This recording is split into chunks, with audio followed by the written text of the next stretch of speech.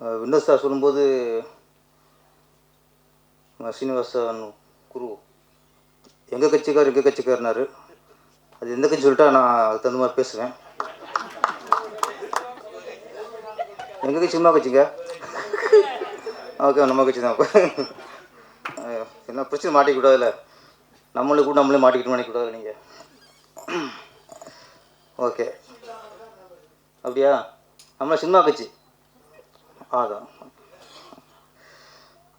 அப்புறம் வந்து இசையை வெளியிட்ட நாயகன் பாலமுரளி பாலாவா மிஸ்டர் பாலா, மியூசிக் டைரக்டர்.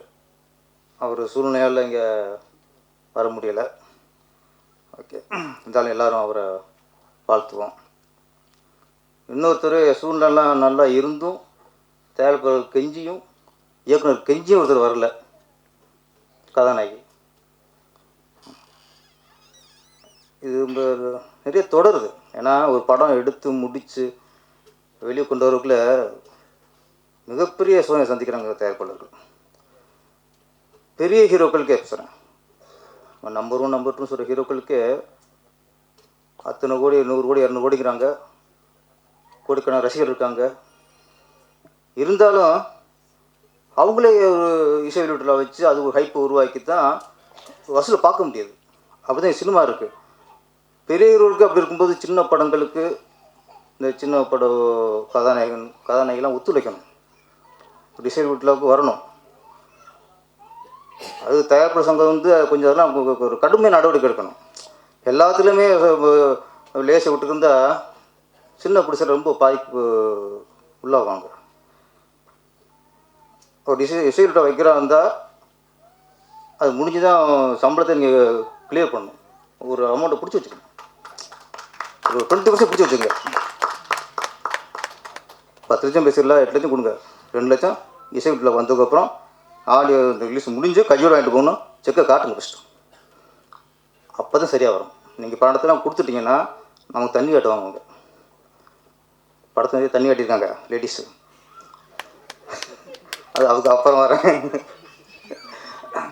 அதனால் இது அப்போ நேற்று இயக்குனர் ரொம்ப வேதனைப்பட்டு சொன்னார். சார் எல்லோரும் சொல்கிறான் சார், என்ன வெளியூர் இருக்காங்க, வர ஃப்ளைட் டிக்கெட் போக ரெடியாக இருக்காங்க, தங்குறதுக்கு ரூம் போட்டு கொடுக்க ரெடியாக இருக்காங்க, மற்ற சாப்பாடு வசதி இங்கே கார் எல்லாம் இருக்குது சார். கதாநாயகி மனசு இல்லை சார், நம்ம நடித்த படத்துக்கு இசையில் கலந்துக்கணும் மனசு இல்லை. அதனால என்ன சொல்கிறேன், இங்கே வந்த ஹீரோ மற்ற கதாநாயகி எல்லாருக்குமே மனமார்ந்த நன்றி, மதிச்சு வந்துருக்காங்கல்ல.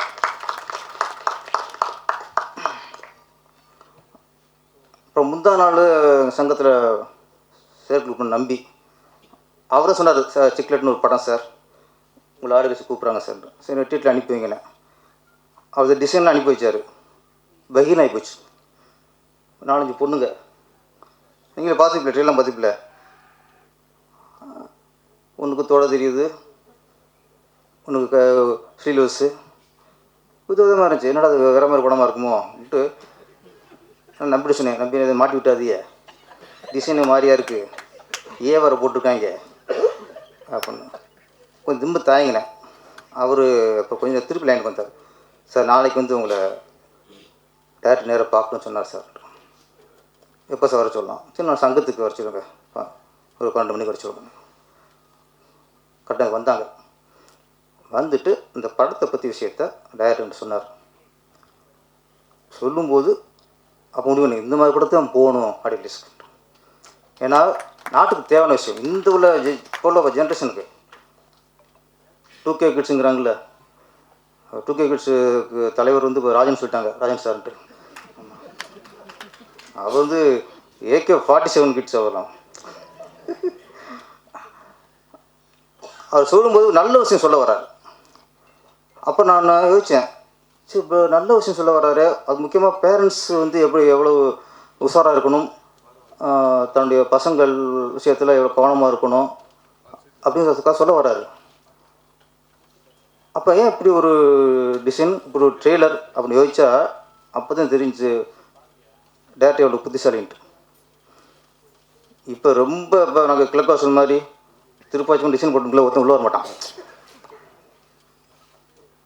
என்னடா அது ரேவதி மாதிரி ஃபுல்லாக இழுத்து மூடிக்கிட்டு சேலையை கட்டிட்டு நின்று வச்சுக்கல யார் வருவா? பார்த்தாரு இப்போ உள்ள ஆளுக்கு எப்படி இருக்காங்க, நீங்கள் முதல்ல எப்படி தேட்டரில் உள்ளே கொண்டு வரணும், முதல்ல உள்ளே கொண்டு வருவான், அப்போ நம்ம கருத்து சொல்லுவோன்னு முடிவு பண்ணியிருக்காரு.